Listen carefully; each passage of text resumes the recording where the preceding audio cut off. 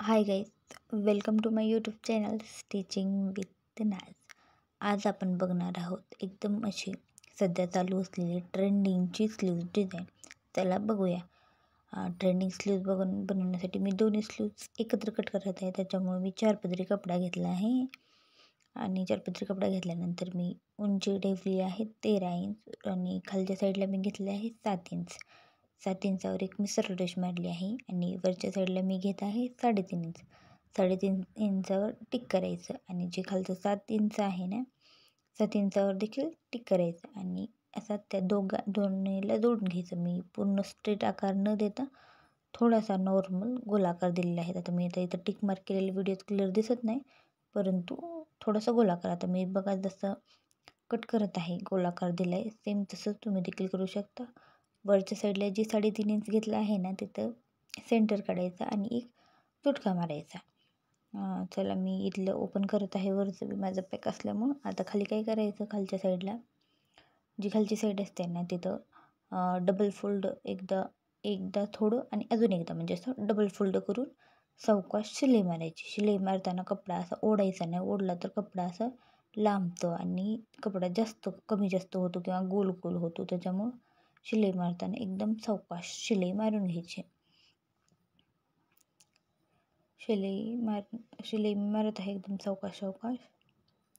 तुम्हाला जर माझे व्हिडिओ आवडत असतील किंवा अजून काही अपडेट पाहिजे असतील, नवीन व्हिडिओ डिझाईन, तर माझ्या चॅनलला लाईक करा, शेअर करा. आता चला मी काय करत आहे, खालच्या साईडला जी आहे ना, तिथं मी लेस अटॅच करते. लेस अटॅच करताना बघा मी काय करते, पहिलं लेस ठेवायची, त्याच्यानंतर कपडा ठेवून सावकाश, हे देखील सावकाश, कारण की लेसची जी मणी असतात ना, ते सुई खाली आल्यावर सुई तुटते. त्याच्यामुळं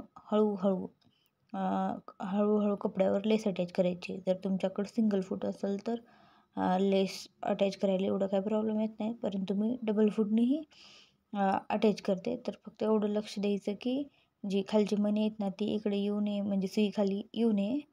तर काही प्रॉब्लेम नाही, मारू शकतो. हळूहळू मारा, परंतु कारण सुईच्या खाली आलं तर सुई तुटते. चला मी हळूहळू मारून घेतले आहे लेसचे आणि राहिलेले लेस मी आता इथं कट करायचे. आणि आता कट केल्यानंतर काय करायचं, आपल्याला मेन घ्यायचे आता प्लेट्स, म्हणजे चुना घ्यायच्या आहेत. चुना काय करायच्या, 1 इंचाच्या घ्यायचा, म्हणजे अर्धा इंच वरी अर्धा इंच मध्ये, अशा प्रकारे 1 इंचाचं गॅप असावं. म्हणजे गॅप अर्धा इंचाचा असावं, परंतु मध्ये अर्धा इंच घालायची चून. जर तुमच्याकडे काही असेल तर टोकदार वस्तू ती घेऊ शकता. आता मी खिळ्याचा उपयोग करून चुना घेत आहे. सगळ्या चुना एकसारख्या घ्यायच्या, एका मापाच्या घ्यायच्या. त्याच्यामुळे काय होतं, जे आपला काऊल असतो ना, बरोबर जे आपला फुगा दिसणार आहे ना बाही बसवल्यानंतर, तो प्रॉपर दिसतो. त्याच्यामुळे बघा मी आता एका साईडच्या माझ्या चुना घेऊन झाल्या आहेत.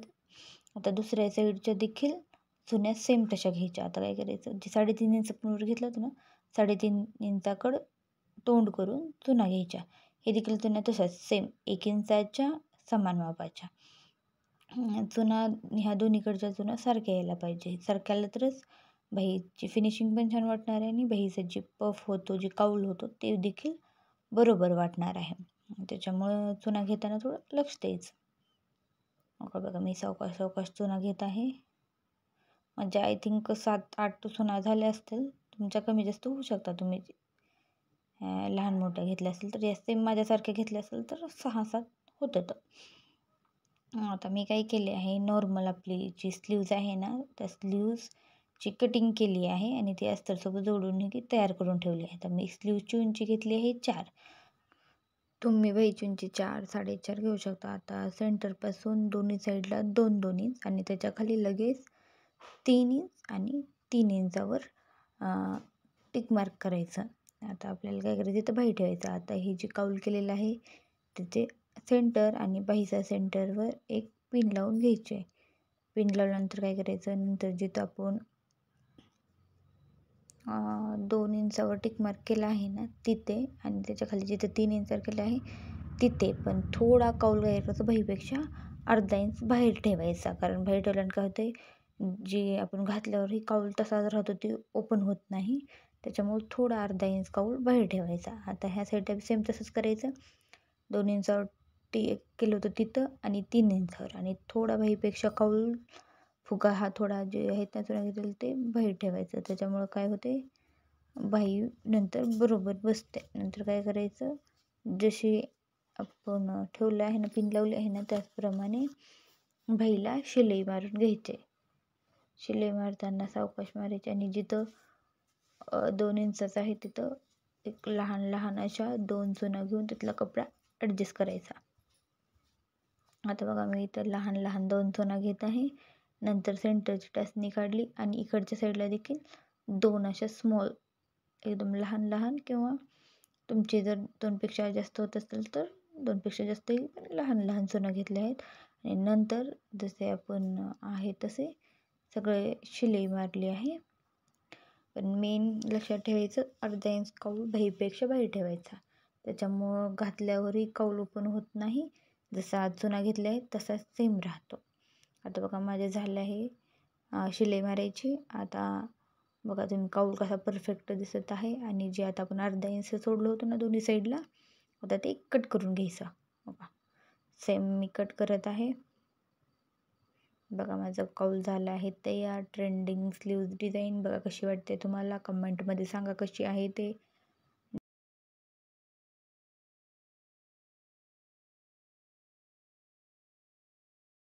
आणि बघा कौल कसा मस्त झालेला आहे, एकदम झकास.